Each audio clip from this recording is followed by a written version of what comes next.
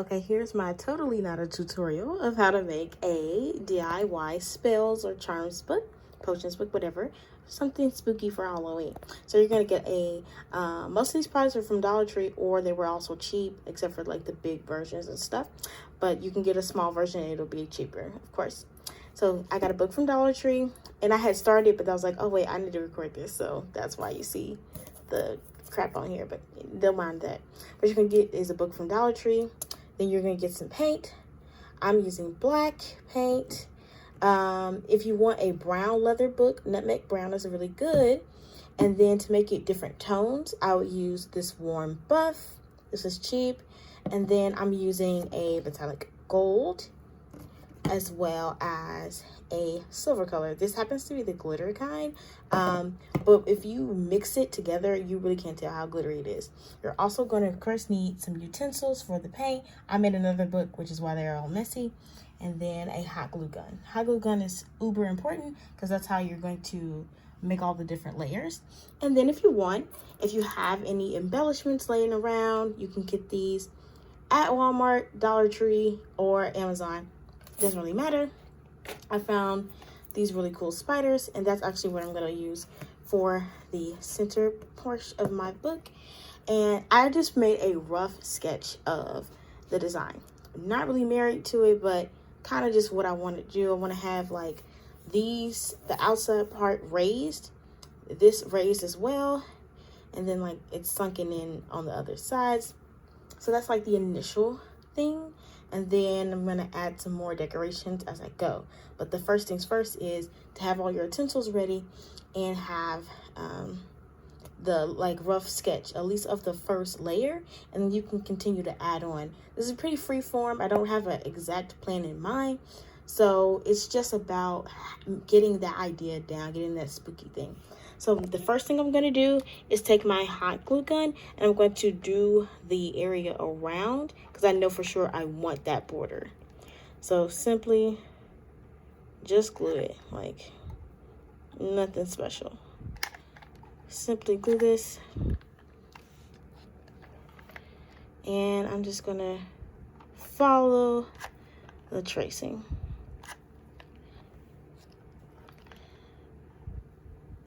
And bear with me because I am doing this with one hand so I can record this. So it's probably not going to be the best angles, but I think you get the drift of what I'm doing.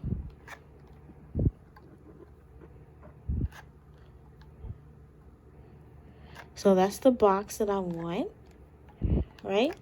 And then this outside, I want to actually fill that in, right? And that's my first layer. And the reason why I'm actually filling in this outside is because I want it to be raised in comparison to the other level of the book. So I'm going to finish filling all this in with the glue, and then I will get back to you, okay? Okay, so now that I have applied all of the first layers of glue, then the next thing we need to do is do the Mod Podge. So you're going to get you some Mod Podge. They actually have these at Dollar Tree, the smaller versions. Get you some Mod Podge. And then you can also get this at Dollar Tree. They have 2-ply there. You need 1-ply toilet paper. So you just need to separate it if you have 2. Okay? You're going to apply Mod Podge all over the book and then lay the tissue paper on top. And let me show you. Let me just get some Mod Podge down first, and then I will show you. Okay, so I got the Mod Podge and I've just scrawled it over the book. And then here's why we need one of our handy dandy sponges, because we're literally just gonna brush it along like that and get the book all covered up. And you gotta do this kind of quick. So yeah, do it like that, and then you're gonna start covering it with your tissue. And this gives it that leather look. The reason why I added this first layer of what am I saying? Oh, the first layer of glue is just so that I can already have certain raised bits, especially for my design, since I drew out some stuff. I want to make sure I can kind of keep that going. So I got all the Mod Podge on here, and then I just grab a square, and literally you can tap it on with your fingers. It's that simple. It breaks up, but honestly, a little bit it breaks up, but honestly, even the teared part, like the torn parts, wow. Even the torn parts are not that bad because they add to that like worn distressed look. So I'm gonna just continue to cover up this whole spot, okay? Okay, so then when you get done, it should look something like this. Of course, I got some areas that, because I'm recording, they're drying faster, so it's not sticking as much, but that's why you go on top with the layer of the Mod Podge as well. You have to seal it in. So that's what I'm gonna do next, is just basically stipple your brush, your sponge over the areas. You can use your fingers as well, it doesn't really matter, and seal it with the Mod Podge. And then we're gonna start on the next portion, okay?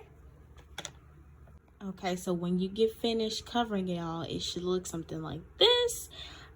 Also keep in mind, you will be doing this all over the book, but for the purposes of the video, I'm only doing the front cover.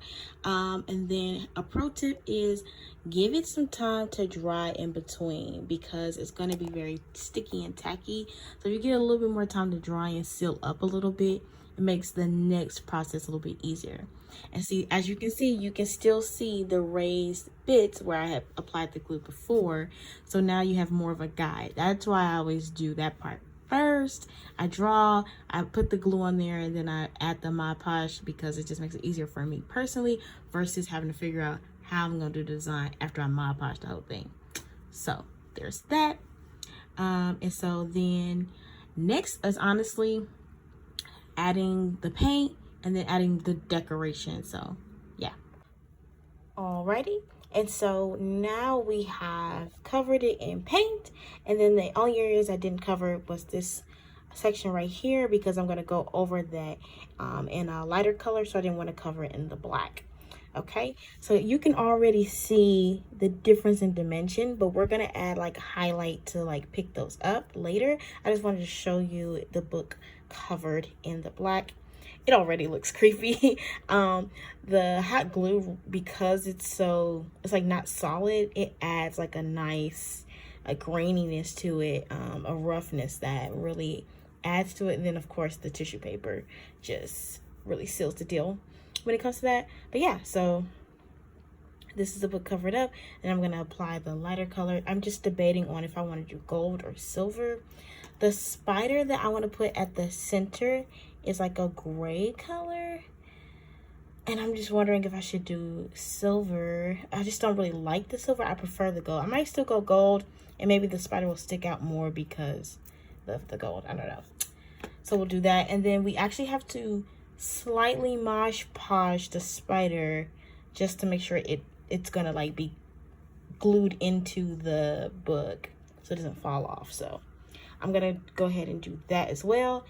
And then once we do this inner part, we're gonna think about different intricacies we can add to the hour, because I like this, but I think it needs a little bit more pizzazz. So yeah. Okay, here is a quick tip for people who are doing different layers and you want certain areas to be more raised. If you go back over something with the hot glue gun, you're gonna want to Mod Podge that section, only because it makes it easier for paint to adhere to that section versus trying to do it directly onto the hot glue. It gives it that texture that it needs. And then, then you can just cover up what needs to be covered up and repaint as needed. So that's what I'm doing. I just wanted to kind of clue back in. Sorry, I am all over the place with this recording. Yeah. And then in the end, you'll have something like this. So I decided to go over the spider in gold. And then I did the sides. Did like a little old spine thing. I wanted to put like the name of something right here, but I just couldn't think of what I wanted to call the book. So I just went with the design because it really doesn't matter. Then I did like a spider web on the back here. So yeah, so it's like a little old book, obviously something spider related, or maybe, I don't know. But yeah, so this is how you can have your own unique design. And then you honestly could just do whatever you want to do, but this is just like the method to complete it.